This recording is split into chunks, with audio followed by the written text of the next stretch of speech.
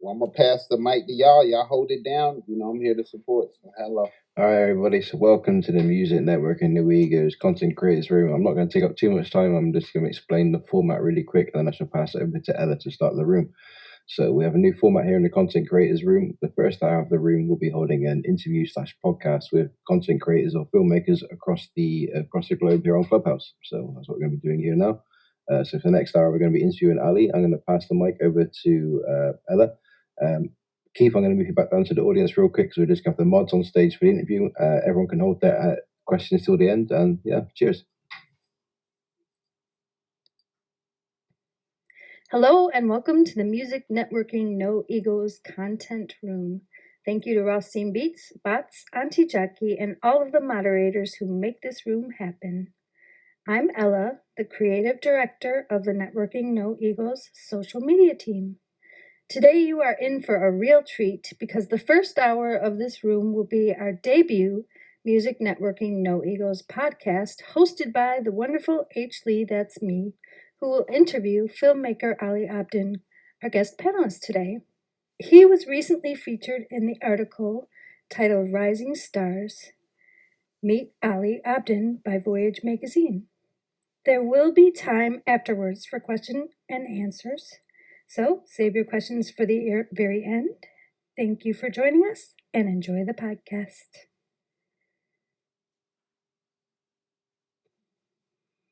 All right. LMS, thank you so much for that. Well said, well delivered. Hello, room, everyone. It's your man, H. Lee. That's me. We're going to kick it off with the very first podcast interview here in the Music Networking No Egos room. Once again, hosted as always by Rothstein Bots, and Auntie Jackie. So today, I'm going to start off this interview with the one and only Ali Abdin. Ali, what's going on, mister? What's good, brother? How you doing? Oh man, I'm good. Yeah. I'm good for a couple of reasons. I'm good. First of all, before I even get past that, there was a debate, not a debate, but there was a question. In saying your last name, say your last name. Abdin. Abdin, okay, because it was like, is it Abdin or is it, everybody was trying to get the right pronunciation. And I was like, wait a minute, you know what? I'd never asked you before and I don't remember you saying it. So Abdin, okay, great. Yeah, Abdin. Great. Well, again, I'm good for, like I said, I'm good because this is the first podcast interview here in the Music Networking No Egos room. I'm very happy to be been selected to conduct these, and I'm happy because you are the first guest. And what makes this great about it is because we talked prior to this, and true to my word, like I said, I was going to check out the Staycation. You have the film Staycation, and it was a good watch. So these are the reasons why I'm good. It was definitely a good watch. We're going to get into that, but I always like to do things with a beginning, middle, and end. So let's just start at the beginning for those who are listening here in the room and such who don't know your background. Well, I'm originally from New Orleans, Louisiana. I moved to Houston after Hurricane Katrina in 2005, and I've been here ever since. I started my film career actually when I was 3 years old, more stage acting than anything, and doing commercials, television commercials, and stage plays and films in the New Orleans area. And I did most of those when I was a child in high school, middle school, high school. From there, I went to Southern University in Baton Rouge, and I graduated with my undergraduate degree in theater and performing arts.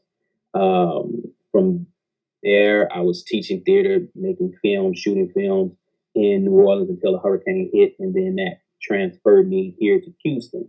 While in Houston, my younger brother, who's my production partner, Aaron Abdin, he graduated college, and he decided that he was going to go to film school. So he went to the Los Angeles Film School, and he finished there in 2008, which is when we shot our first short film. And from there, our our production company actually was created at that point, 1500 Entertainment. So in 2012, we shot our second short film, which is called The Answer. Our first film was called Hopeless.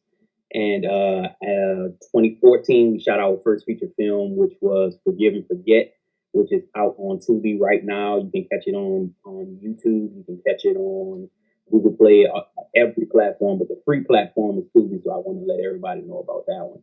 And 2016, we shot our next project, which was a web series. And in 2020, in the midst of the pandemic, is when we shot Staycation.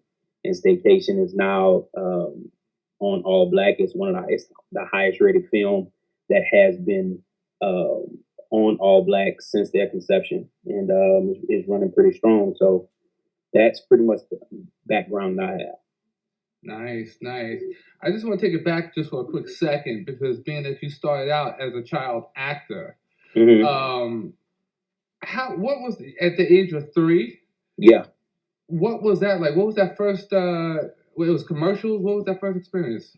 My first experience was actually, I don't know if you're familiar with New Orleans at all, but there's a theater in New Orleans that's named after Mahalia Jackson. Okay. And it was a pretty large theater, and that was my acting debut. When I was 3 years old, I had to perform in front of a pretty large crowd for a presentation that was being done for the city of New Orleans. And I went through the casting process, and they casted me to be in this presentation, and that's how my actual acting career started. Okay, so it's safe to say that you had supportive parents. Like most definitely. I actually come from a very, very artistic family. My entire family is in the arts. My father is a percussionist. He's been playing in jazz bands and concert bands and symphonic bands since before I was born. And my mother, she's a singer. My older brother, he's a brass player and a percussionist. I'm a vocalist and a writer. And my younger brother is actually a percussionist as well. So the arts has always been supported in my family ever since I was younger. Gotcha. Did you, being that you started off as a child actor, and we know over the course of the years, how child actors and how things can turn left and things of that nature.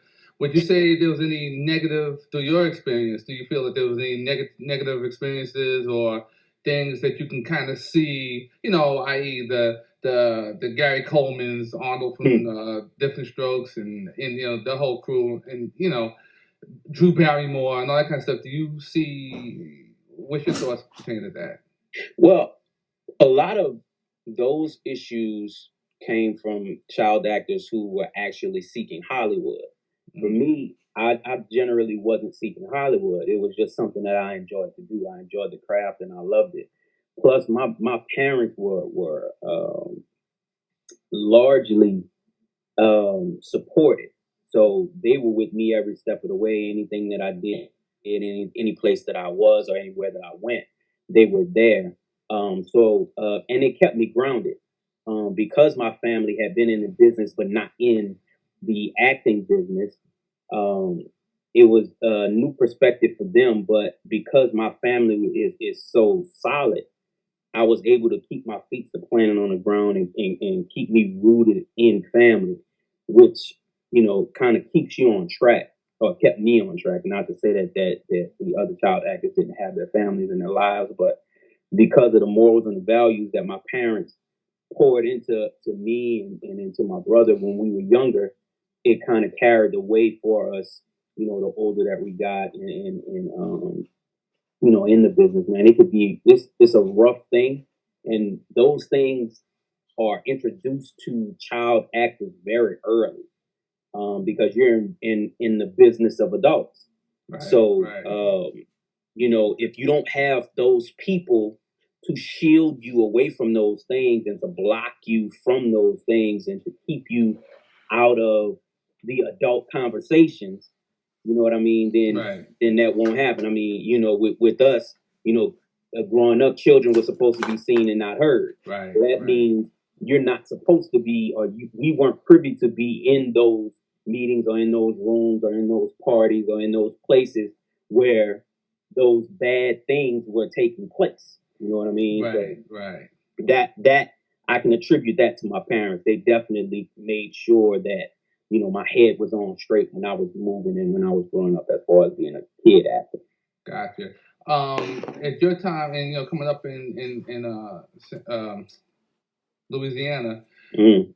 is there any from your, I'll say, era, you know, when you was coming up, are there any other child actors or any that we may know of, or for that matter, you still keep in contact with? Like, you know, what's that scene now? How translated? So when I was in high school, well, middle school, high school, I actually went to a performing arts high school in New Orleans right now. It's called NOCA. It's the New Orleans Center for Creative Arts. And while I was there are actually a lot of well-known people right now. Anthony Mackie was actually a student there when I was there. Wow.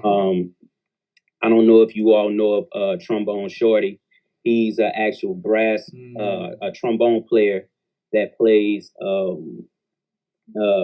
lot in the city and around the country. Jonathan Baptiste, who actually just won the best album for the Grammys, he was actually there at the high school as well. Also, PJ Morton, he's a singer-songwriter right now. He just won a few Grammys.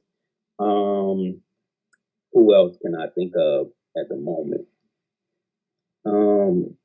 Those are about it right now that were in my era that I came up with. Jason Mitchell was actually he was after me. Okay. But Jason Mitchell is also one. And yeah, that may be it for that I can think of just off the top of my head. Yeah. Okay. So now let me ask you. So now let's move forward. Now you're in high school, right? You've got some acting roles under your belt by now. You kind of, you know, you got the experience. You put the time in, just because you're still doing it. I take it, but in high school you're still continuing high school. I mean, acting and things like that. Okay. Where's the transition from Ron Howard, if you will, to, you know, child actor to director? Or, you know, in high school, what's your thoughts? Are you feeling like, okay, when I graduate, I want to turn this into directing? Like, where does that transition happen at? Where does that thought process change? So actually, when I was in high school, I transitioned from acting altogether and I moved towards music. When I was in high school, I was in a singing group. And we were actually really big in the New Orleans area. We were called Infatuation was the name of the group, and then we changed the name to First Impression, and we changed it to another name. But we were actually being sought after by Master P for a while. So I was really heavy in music in my high school years and in the most of my college years. So acting had actually taken a back seat to music at that time. So when I graduated high school, my singing group kind of broke off because I was the youngest in my singing group, and everyone else, they were able to sign a contract. It was a pretty janky contract, and my parents, you know, going back to them, they had the wherewithal to get a lawyer to actually look over the contract. Okay. So the lawyer looked over the contract, and the lawyer saw that there weren't any time limits on the contract. My parents had to sign over rights of me to the actual management company that was trying to sign us under management, and the contract didn't have a time limit on it, so it was basically forever. You know, so my parents didn't sign the contract, and it pretty much ended my singing group. So, and what was y'all? I'm sorry, what was you like? What was it, a 4-man group? Okay. Okay. Yeah, we got to talk afterwards, man, because I was in that same kind of situation, man. We'll talk. We'll compare notes. Okay. Yeah. Interesting. Cool. Okay. So now, but go ahead. I'm sorry. Oh, no, it's cool. So, high school, I mean, I graduate high school, then I go to college. When I went to college, I actually majored in music first. Okay. But I realized that while I was majoring in music, that my heart was still in acting. Okay. So that's when I transitioned back to acting in college, and I started acting while I was singing as well. And once I graduated college, I ended up the Hurricane Katrina hit, and I ended up moving to Houston. While I was in Houston, that's how I met Bots, because I was still doing music. So I met Bots doing music, and that's how me and Bots became real close and got real tight. And he was doing all of my music. Me and actually Brendolyn, I don't know if you know Brendolyn. Yeah. We were actually doing some things together as well. And from there is when my brother actually went to film school. Okay. So when we went to film school, he did learned all of the technical aspects of film. Okay. So once my brother graduated from film school in 2008, that's when I fully transitioned from music to actual film. And my brother, he's the engine that drove the train as far as the film expertise that I have now, because he taught me everything that he learned in school. So basically, I received a free film education that he spent a bunch of money for, and he taught me for free. And he's actually my younger brother. Okay, because there's three of you, right? It's three of us. Yes, my older brother and my younger brother. But my younger brother is actually my production partner. Okay, nice. Coming in here like the Wayans a little bit, right? Man, we got to get it, man. Nice. So now you're out of college. You're in Houston, right? Yep. You were hanging with Bots and you do music, and now it's hit you. You want to do film, and you're like, you know what? You got this knowledge that your brother passed on to you. So what's the first project? Like, what do? You got this knowledge. What was that first initial project that you was like, yo, let's go do something? So our very first project was actually his thesis film, or his student film. It was called Hopeless, and it's based on my my older brother and his wife, and it's based on the after Hurricane Katrina, they actually go back to their home and find it completely decimated and destroyed. And what they're doing is they're dealing with the insurance agencies, because the insurance agencies, once those hurricanes hit, they found loopholes on how not to pay people. So what we did was we created a story behind that, and that was our very first film. And from that, we were like, man, we all in on this thing. Okay. And from there, we formed our film company, and then we moved into shooting our next short, which was called The Answer, which is basically based on a premise of an idea that actually sent my brother to film school, because he originally was going to college for mass communication, but he had an idea for a film, and we shot the short of that idea in 2012. And now, let me ask you real quick, because, and I know you're a big proponent of the word no not being in your vocabulary and not letting things hold you back. Right. So I want to zero in on your brother. You decide to do this first short, and I bring this question up for the up and comers and those breaking into the film game. Where does like financing and how does that play into it? Equipment and things. How does that come into the vision? How does it come into it? So there's no way you can make a film without money. Period. Right. Even if you're shooting it on your cell phone, you got to have the cell phone. You got to pay your cell phone bill. Has to be active. That kind of thing, right? So for us, we've self-financed every single one of our projects. From Staycation down to the very first film, Hopeless. Now, Hopeless being a student film, it was far less money than Staycation was. So, but when you're choosing your films and when you're choosing the content that you're going to create or the films that you're going to make, budgeting has to be a part of it. Budgeting has to be a part of it, but your budget is also based off of the script that you're writing. So one of the things that we get knocked on as independent filmmakers is that independent filmmakers are just creators and they're not businessmen, right? And or businesswomen. And that's one of the things that my brother and I, made sure that we were well versed in when it came down to the business side, as far as the budget is concerned, as far as distribution is concerned, as far as marketing and promotion is concerned. And the reason why is because once you make that film, you have to have an idea of where it's going. You can't just create the film and not have a plan for how you're going to distribute it. You know, and all of that has to come inside of your budgeting, because when you're an independent, you're doing your marketing and your promotions yourself. You're paying for everything out of pocket unless you have an investor. And even if you have an investor, usually the investor isn't investing in the project, they're investing in the person, especially with an independent. Okay. So you have to be knowledgeable of how much money it's going to cost to shoot your film, be it a 15-minute short or a full-length feature film. You have to know how to budget. You have to know how much money you're going to need, which also dictates who you're going to have in your film, who's going to shoot your film, how you're going to crew up your film. You know, all of those things. Your budget dictates all of that.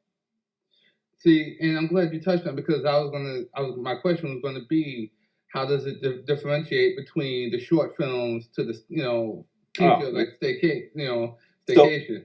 So let's say for a 15-minute short film, right? And I said this to Sam in my interview with him on shout out to Sam below. Yeah, shout out to Sam on V Hip Hop News.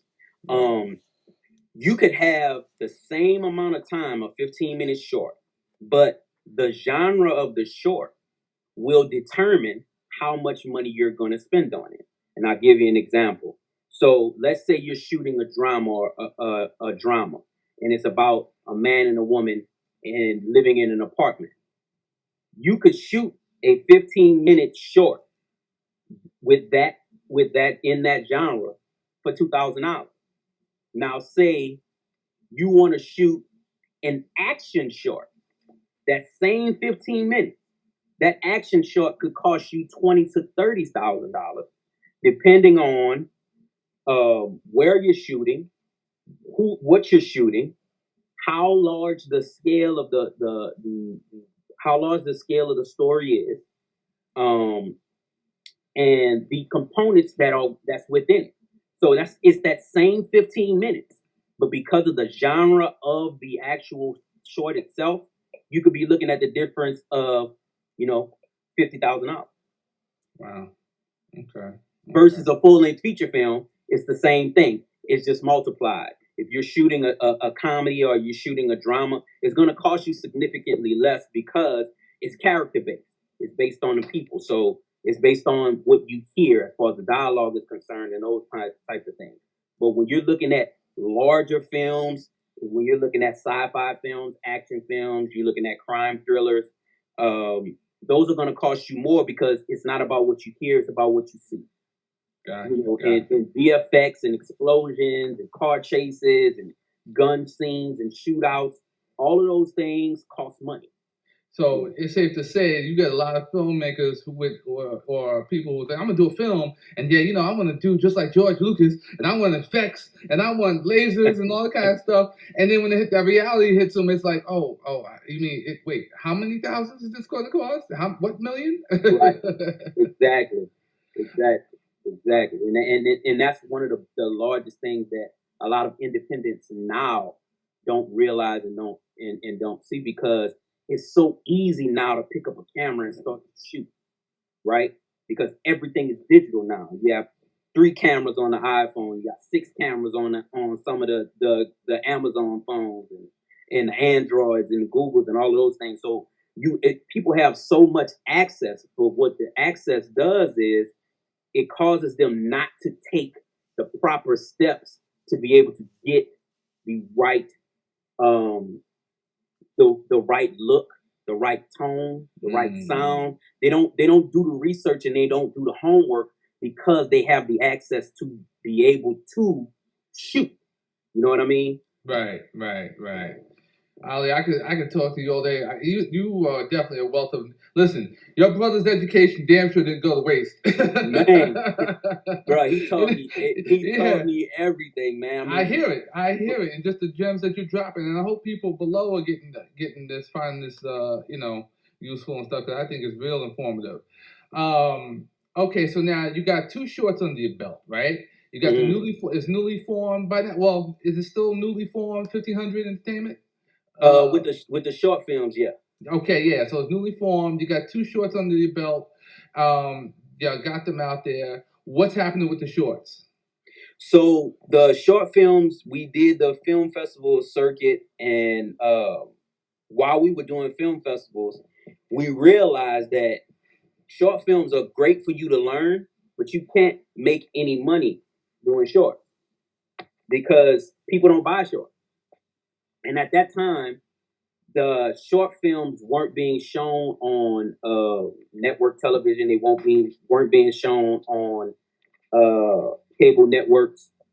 So Right. Shorts are good for experience, but they're not good as far as making your money back unless you have a collection of shorts that you can sell or that you can distribute with a time limit that's gonna warrant people to want to spend their money.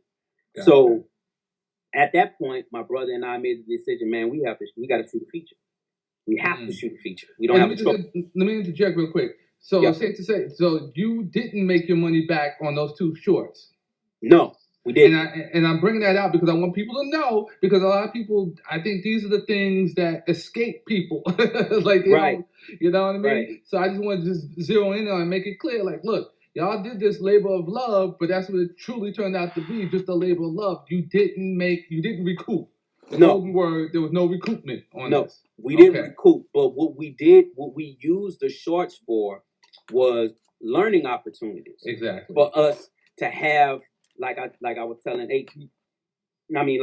Sam, there's a difference between practical knowledge and theoretical knowledge, right? So in theory, we had the knowledge of how to shoot a film, where to place the camera, where to place the lights, what crew members to get, what actors to get, how to direct them to do it. But we had to put that in practice to make sure that we were perfecting it, or to make sure that we were getting better every time. So after we did those 2 shorts, we said to ourselves, we have to shoot a feature film. And the reason why we said we had to shoot a feature actually was not to recoup any money off of that feature anyway, because we shot the feature never expecting to make money off of it. Okay. The reason why we shot the feature was, 1, to gain the knowledge of shooting a feature film, 2, to have something to be able to show to the world or to show to those that are willing to invest that we can not only make a feature film, but we can deliver an actual product. Your calling card, so to speak. Yes, sir. Yes, well, sir. You know what? I'm going to ask you to repeat those 2 things one more time, because I think people, they need to hear that. One more time. 1, why? So first, it was for us to actually make the film ourselves, to know that this is something that we can do, to put that theoretical knowledge into practice.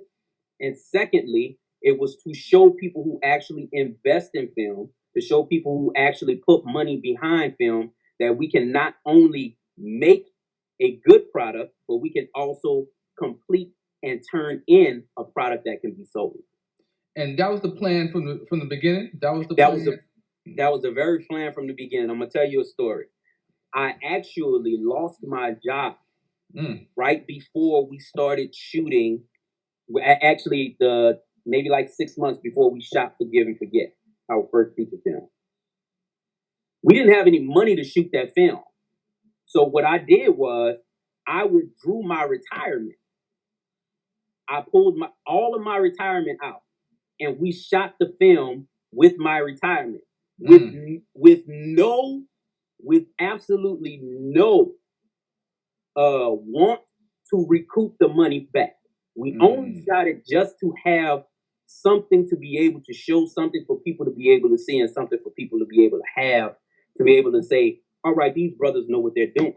Right. And you had a belief. You had a belief that this is going to work. You had a belief in your knowledge and skills to make this happen. Definitely. And I just want to say now, we did that in 2014. Right now in 2022, the film has tripled what we spent on it to make it and recouping the funds back.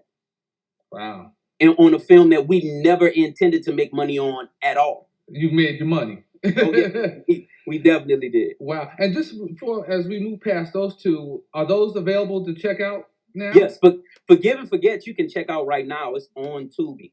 Okay. Yeah, it's on Tubi right now. Forgive and Forget. I actually star in it with the actress by the name of Ashley Hogan. She lives in LA right now. And our film Forgive and Forget is actually dedicated to another actress who played in the film. She actually died of COVID in December of 2020.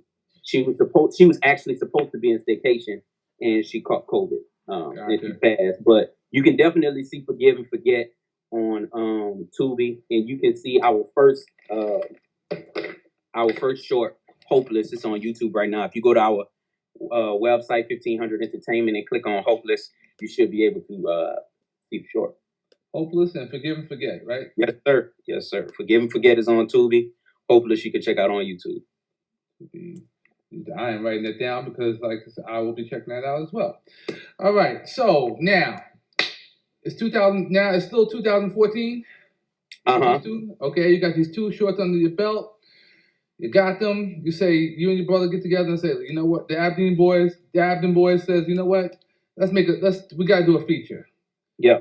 Walk us through that process and that whole plan out. So the first thing we did was we got the idea for the actual film itself. And you know, when you do the right thing, the way that you do things, God puts things in your head for you to move forward with. So honestly, one night I woke up and in the middle of the night, God placed the idea for the film in my head. And what I make as a practice is anytime I have an idea for a film, I put it in the notes inside of my phone. So I just started putting down the idea in the notes inside of my phone, and what started as a paragraph turned into 30 pages of notes.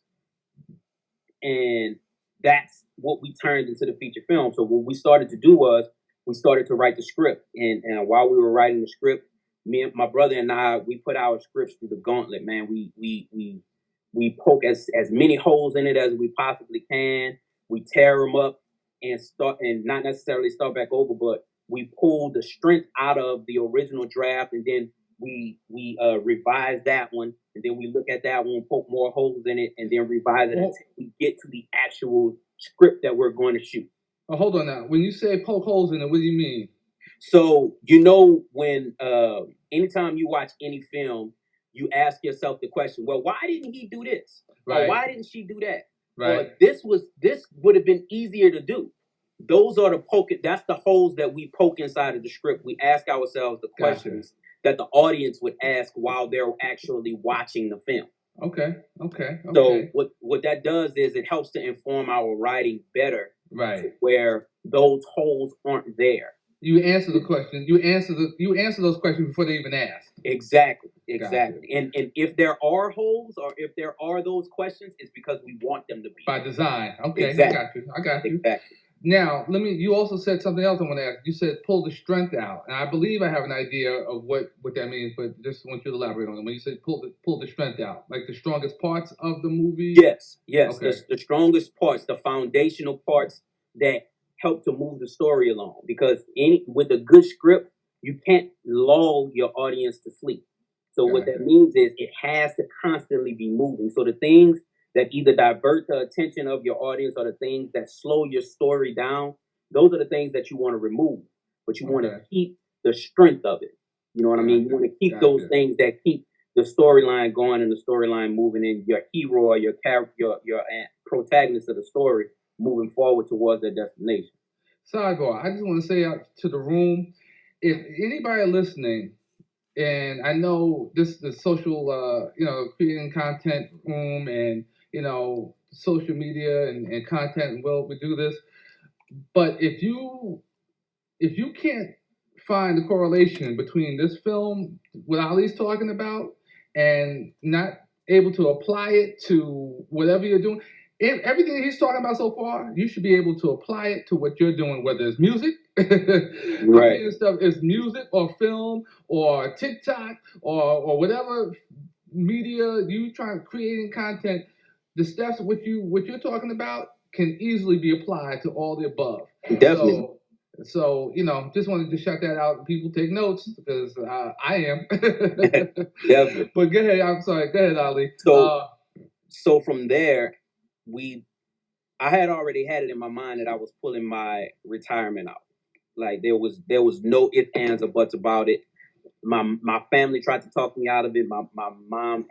My mom tried to talk me out of it. My wife tried to talk me out of it, but my father never did. And Dad, yep. Yeah, my father never did. Even when I told him, because I told him what the plan was and I told him what we were trying to do, and he said something to me that resonates in me and still to this day. And he said, "Man, if you're not willing to invest in yourself, nobody ever will." So he said, "Man, you take that money and you build on your dream." And that's what I did. And in turn, once I did that, we were able to cast the film. We were able to crew up the film, and we were able to get everything that we needed for the film, which was from the beginning of the film for pre-production all the way through post. We were able to pay for everything that we needed to pay for. And from that, we finished the film, and we shot that film in 13 days in one location. The Staycation you're talking about? No. Oh, sorry, my bad. I'm talking about Forgive and Forget. Oh, Forgive and Forget. Okay. We shot it in one location, and we shot it in 13 days.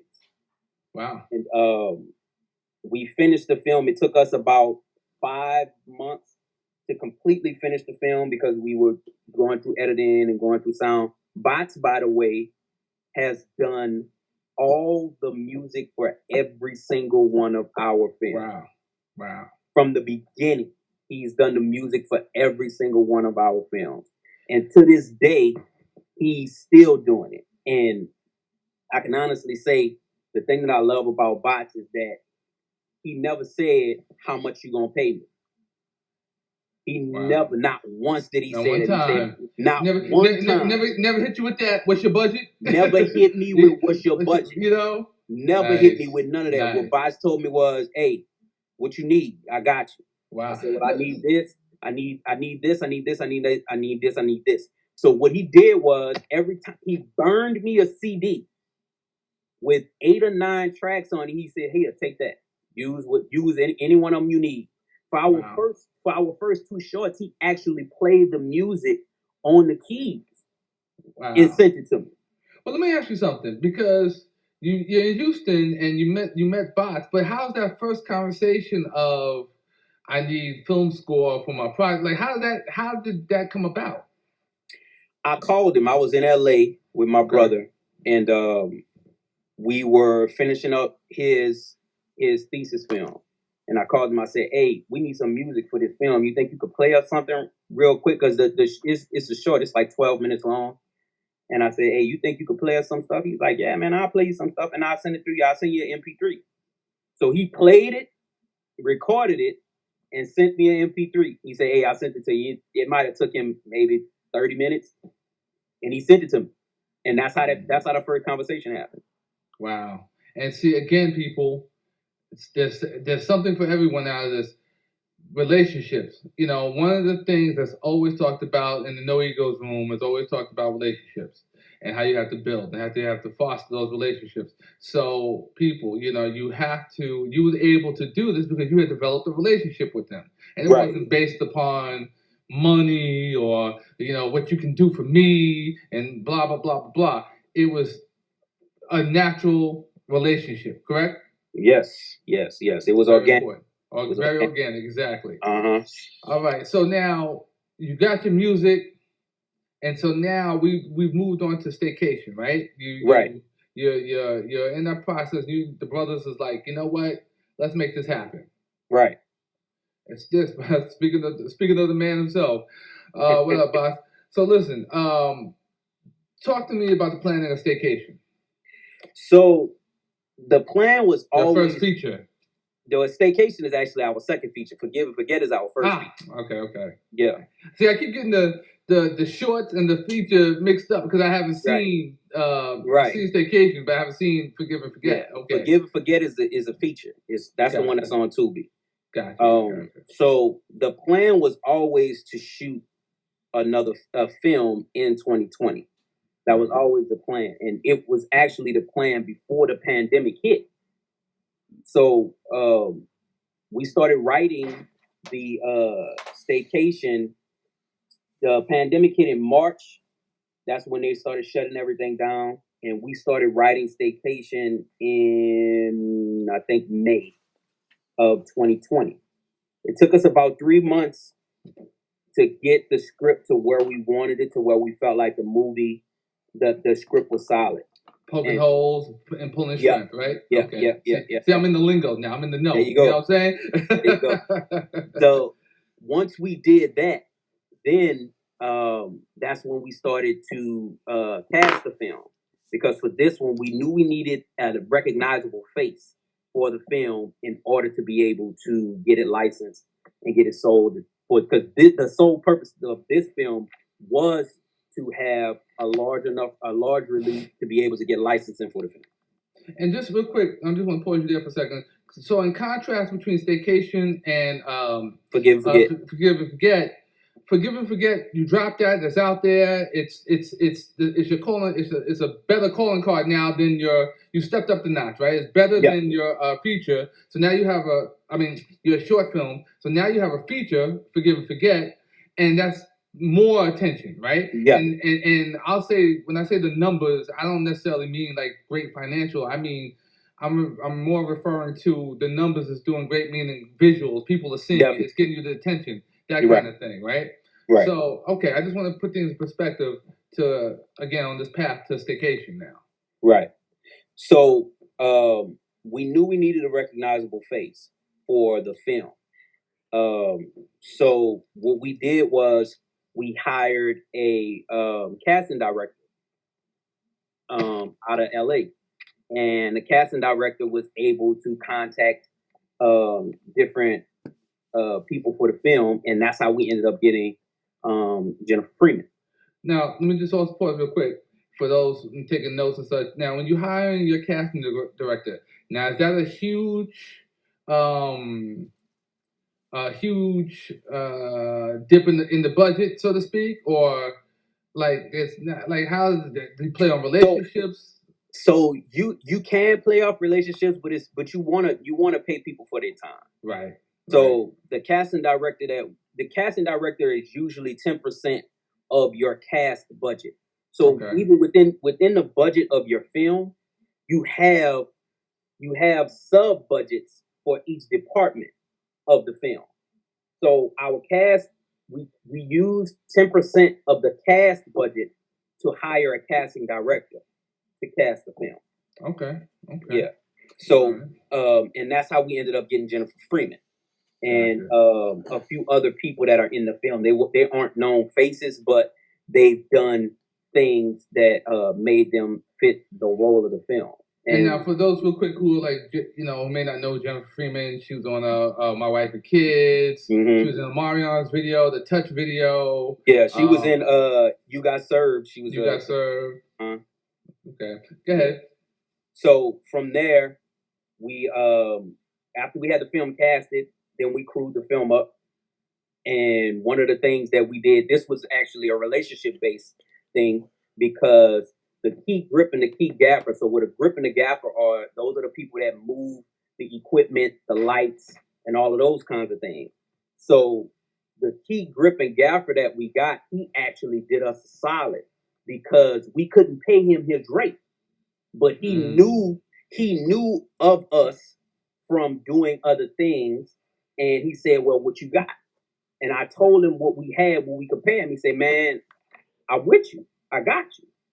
And he came on and he did the project for below his rate. But he never once had to ask to be paid. Mm-hmm. He never once had to look for his money, Right. because he knew on the day when you're doing film, you pay your people out at the end of every week. So he Okay. knew that we were going to pay him out at the end of every week. It didn't matter what it was, and that's what we did. So, And seeing how you are, I can already tell that you was that type. That you and your brother, hence no pun intended, but type of brothers that were like, listen, y'all was mindful of the clock. You was out there when you were shooting. Oh, you wasn't yeah. wasting time. Like at Definitely. the end of each day, wasn't late. Nope. Wasn't everything was on time. Start shoot, end shoot, that kind of situation, huh? Man, time is money, man, and when you're an independent, you do not have the money to pay for extra time. Okay. So Okay. you have to shoot in the time frame that you have allotted in order to be able to make your days to finish your film. Because if not, you're gonna have to dip into the budget of other parts of the film, and then you're gonna have to figure out how to get that done, which can cause you not to be able to complete your film. Gotcha. So once we had the film crewed up and everything was done, we shot the film in 8 days. Really? Yeah, we shot that film in 8 days. And it wasn't all in one place. You went to like... No, majority of the film was shot in the Staycation house, but Okay. we had 3 or 4 different locations outside of that. Right. But one of the ways that we were able to do that was you can double certain places for different places inside of the same location. Okay, I got you. And that helps you to keep from having to spend money to transition, because you got to understand, once you transition from one location to another, you're losing time. So you have to get as much done in that one location as possible. Okay.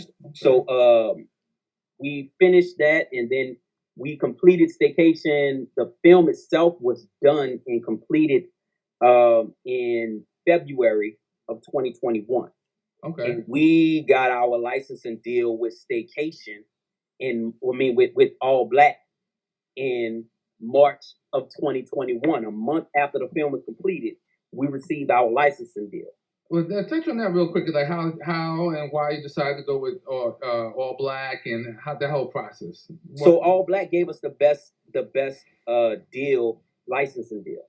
Okay. So that's the reason why we went with them, and we had to get we used a lawyer to act as our sales agent to pitch the film. Okay. So what happened was, the reason why we were able to get the licensing deal so quickly was because we had a final cut of the film in December. So we were able to put together a screener for the sales agent to take 2 different platforms to be able to view the film before the film was officially completed.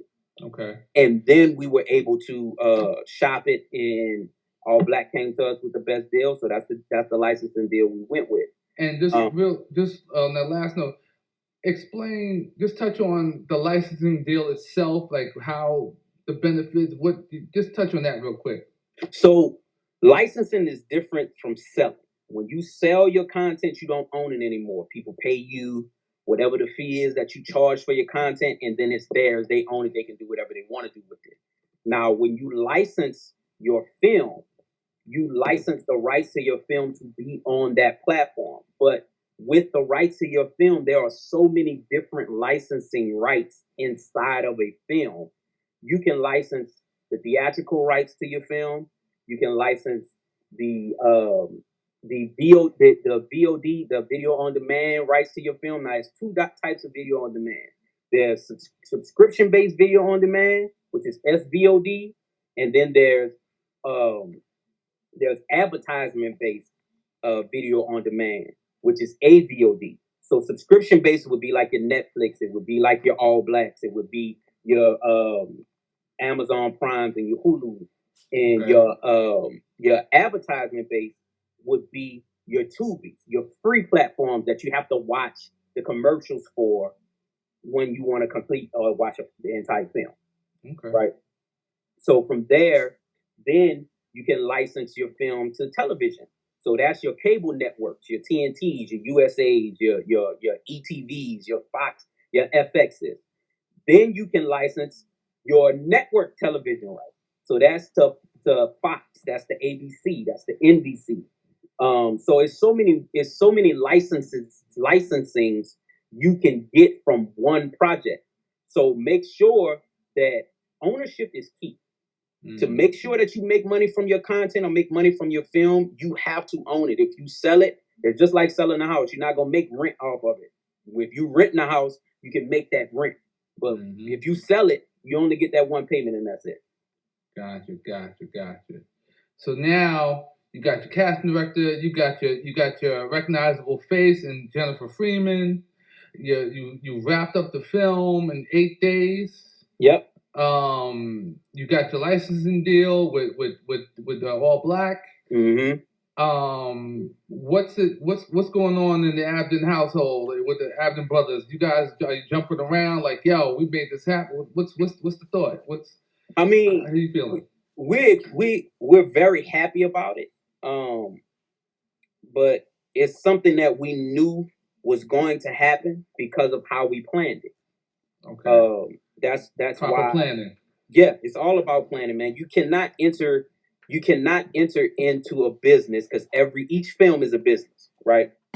You cannot enter into a business without a goal in mind.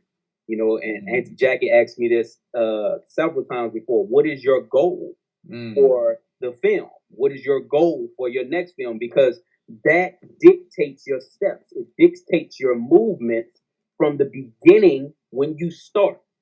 So we knew that we were going to get the film licensed because we followed the formula. And there's a formula to making money and like getting licensing deals off of film. The formula is recognizable face, good story, and a good budget will equal a successful film. You will recoup your money if you follow that.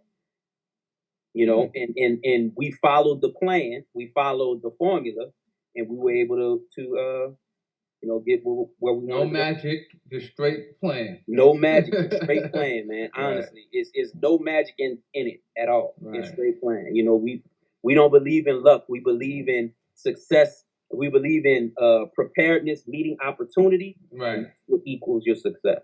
With a handful of blessings going on in there, right? Oh yeah, the blessings, because the blessings are in the opportunity. Right. You know what I mean? You don't create your own opportunity. People give you opportunity. Right. And your plan and your blessings in your ability to plan. Like in other words, like the person who says, "Oh, you know, I need the Lord to bless me with a job. I need God to bless me with a job," but you ain't going out there looking. There you go.